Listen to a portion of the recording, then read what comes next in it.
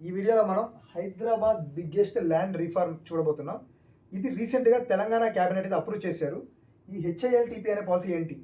ఇది వచ్చేసి మనకి Hyderabad industrial land transform policy. అంటే మనకి ఇన్సైడ్ ఓఆర్ఆర్ లోపల ఉన్నటువంటి ఒక ఇండస్ట్రియల్ ఏరియా మొత్తం కూడా మల్టీపర్పస్ యూజ్ చేసుకోవడం కోసం ఈ యొక్క పాలసీ అయితే తీసుకొచ్చారు. దాదాపుగా మనకి 9,292 ఎకరాల భూమి అయితే మనకి ఇన్సైడ్ ఓఆర్ఆర్ ఉంది.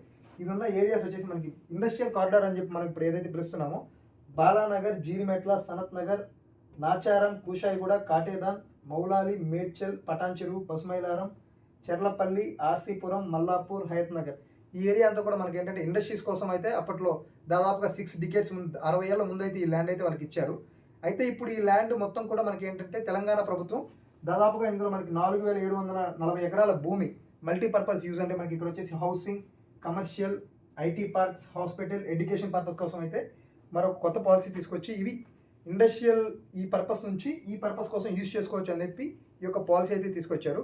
అయితే ఇండస్ట్రీస్కి అవుట్ సైడ్ ఓఆర్ఆర్ చాలా భూములు అయితే కేటాయిస్తున్నారు. దీనివల్ల ఏంటంటే అక్కడ కూడా ఒక ఇన్ఫ్రాస్ట్రక్చర్ అనేది డెవలప్ అవుతుంది.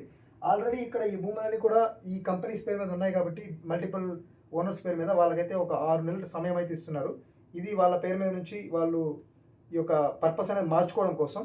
అండ్ వీటి మీద నుంచి జనరేట్ అవుతున్న ఈ యొక్క రెవెన్యూ అయితే దాదాపుగా 25% దాంట్లో బయట అవుట్ సైడ్ ఓఆర్ఆర్ దగ్గర నిర్మించబోతున్నటువంటి యొక్క ఇండస్ట్రియల్ కారిడార్కి ఉపయోగపడే విధంగా వీళ్ళైతే తెలంగాణ ప్రభుత్వం ఆ రెవెన్యూ మీద వచ్చినటువంటి అమౌంట్ అంతా కూడా స్పెండ్ చేయబోతున్నారు. సో థ్యాంక్స్ ఫర్ వాచింగ్ అండి. వీడియో నచ్చినట్లయితే ఒక లైక్ చేయండి. ఇలాంటి మరిన్ని వీడియోస్ కోసం మన ఛానల్ ఫాలో చేయండి.